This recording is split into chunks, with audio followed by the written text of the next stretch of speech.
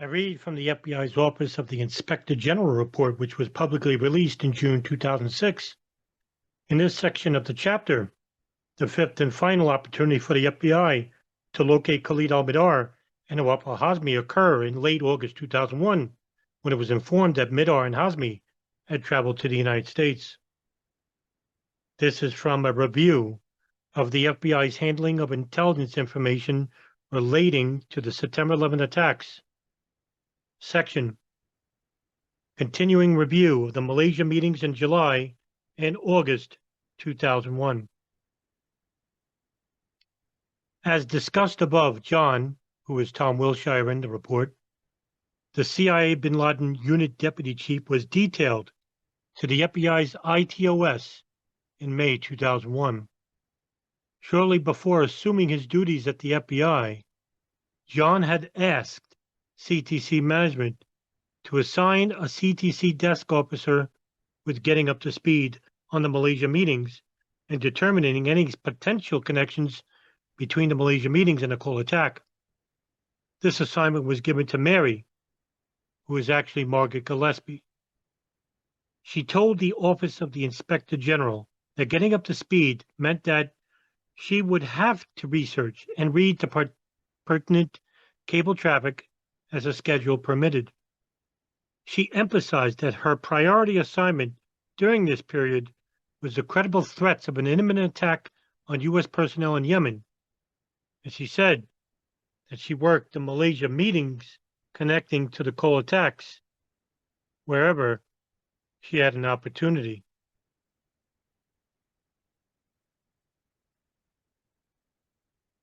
In early July 2001, based on recent intelligence information, the CIA had concerns about the possibility of a terrorist attack in Southeast Asia.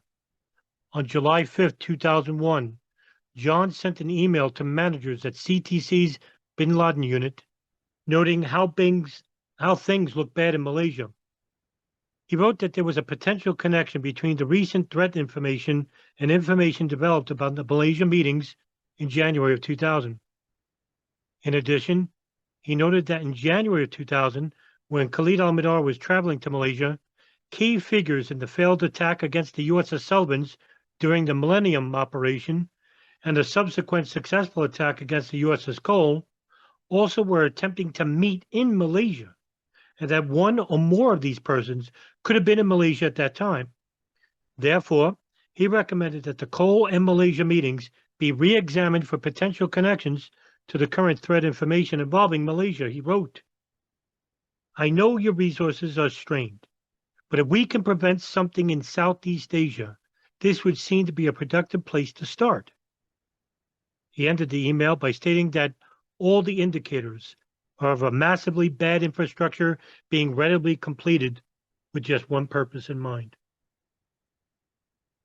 On July 13th, John wrote another email to CTC managers stating that he had discovered the CIA cable relating to the source's identification of Khalid from the Kuala Lumpur surveillance photos in early January 2001. John began the email by announcing, "Okay, this is important." He then described Khalid as a major league killer who orchestrated the Cole attack and possibly the Africa bombings. The email recommended revisiting the Malaysia meetings, especially in relation to any potential information on Khalid. Significantly, John ended the email asking, "Can this information be sent via Central Intelligence Report to the FBI?" Despite John's recommendation that this information be forwarded to the FBI in a CIR, we found no evidence indicating that the CIA provided this information to the FBI until August 30th of 2001, which, as we described below, was after the FBI learned about al-Mihdhar's presence in the United States. In a response email dated July 13, 2001, a CTC Bin Laden unit supervisor stated that Mary had been assigned to handle the request for additional information on the Malaysia meetings. In addition, the email stated that another FBI detailee to the CTC, Dwight, who was out of office at this time, would be assigned to assist Mary upon his return. Later in July, Mary drafted a cable to another CIA office requesting follow-up information about the Malaysia meetings. The cable included a reference to the source's identification of Khalid in one of the Kuala Lumpur photographs, and that Khalid and al-Mihdhar had been in Malaysia at the same time, possibly together. A week later, the CTC supervisor forwarded the cable to John for his review prior to release, and the cable was sent to the office to which it was addressed 3 days after that. On the same day, she drafted the cable referencing the source's identification of Khalid.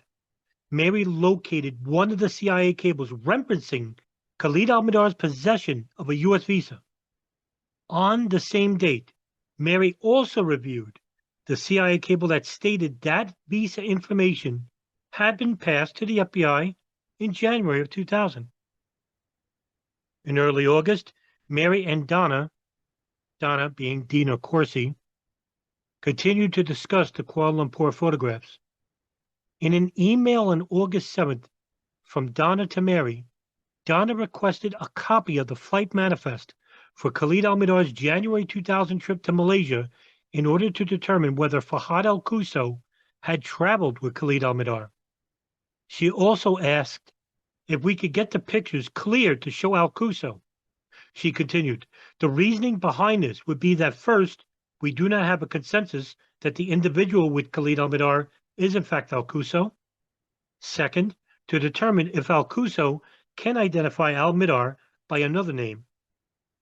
Donna then discussed her continuing efforts to track telephone numbers, information developed in the investigation.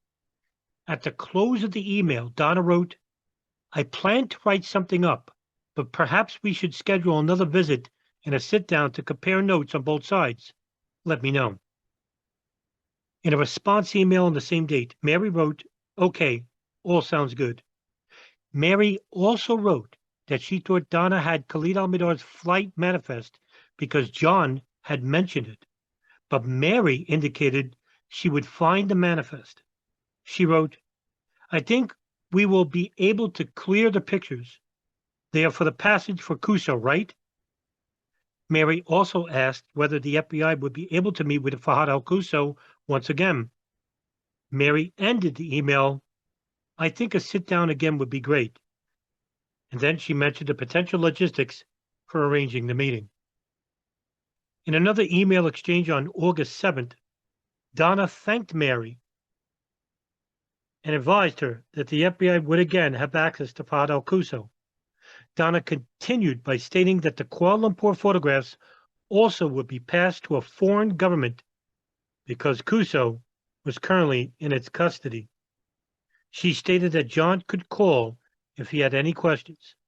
Donna tentatively scheduled a meeting with Mary at FBI headquarters on August 15th, 2001. However, it appears that the meeting never took place.